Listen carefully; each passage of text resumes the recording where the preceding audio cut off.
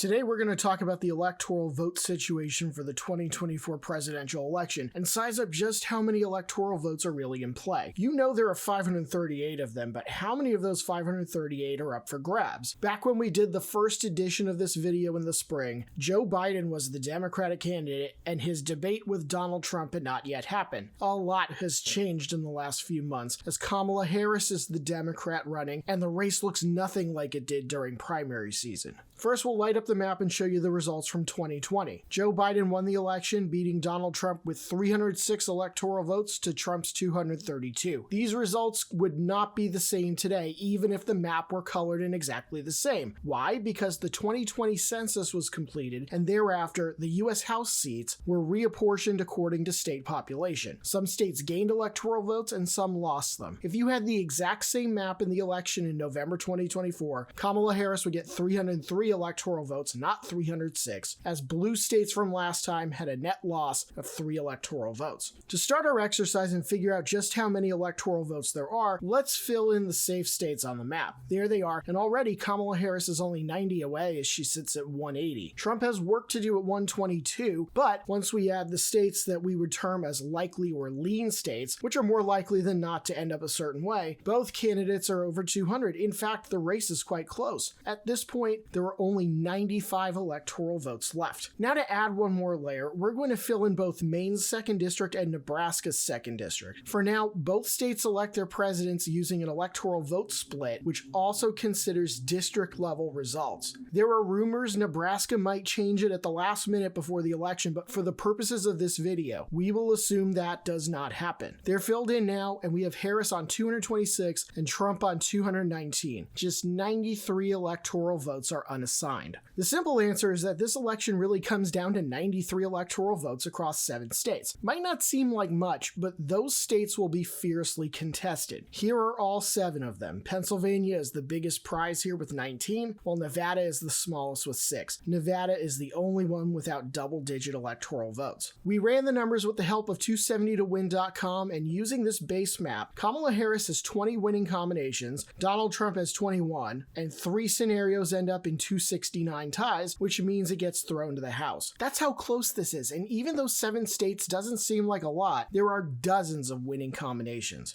Now we'll take you through a handful of potential winning scenarios, or one in which a candidate might fall short. Assuming Kamala Harris starts at 226, she would need just Michigan, Pennsylvania, and Wisconsin. That gets her to exactly 270, and that's the ball game. Trump, however, could not win by sweeping those 3 states. Further, even if he holds North Carolina, which the GOP these days doesn't seem intent on doing, and claws back both Arizona and Georgia, that only gets him to 262. Add in Nevada, and that's just 268, so that doesn't do it either. He would need one of the blue wall states in the Midwest. Next point, since some of you might be wondering, can Kamala Harris win without Pennsylvania? The answer is yes, but it would not be easy. There are enough electoral votes still out there for her to finesse it, but 2 of the key scenarios are that she would have to hold Michigan and Wisconsin to get up to 251, and then win either North Carolina or Georgia, and then any other state, including the other one of those 2. Again, Nevada gets her up to 257, and Arizona would mean 268, so either Georgia or North Carolina become must-wins. Turn this question around. Could Trump win without Pennsylvania? Yes, but again, it's easier to win with it than without it. There would only be 6 states left, and he would need at least 4 of them, and make that 5 if Nevada is one of them. That's a tall order. We assume here that Arizona, Georgia, and North Carolina all go red, and Nevada doesn't put Trump over the top, so at this point, he needs either Michigan or Wisconsin. You may have noticed that Nevada does not seem to be much of a key factor, and sadly for the silver state, they are a little less consequential than the other states with bigger totals. There are scenarios out of the dozens in which their electoral votes matter, but not very many. One way Nevada might matter more is if Nebraska ditches their electoral system in the 11th hour, and suddenly Michigan plus Pennsylvania plus Wisconsin no longer gets Harris to victory. Visit electionyard.com for all things election 2024 and follow us on social media.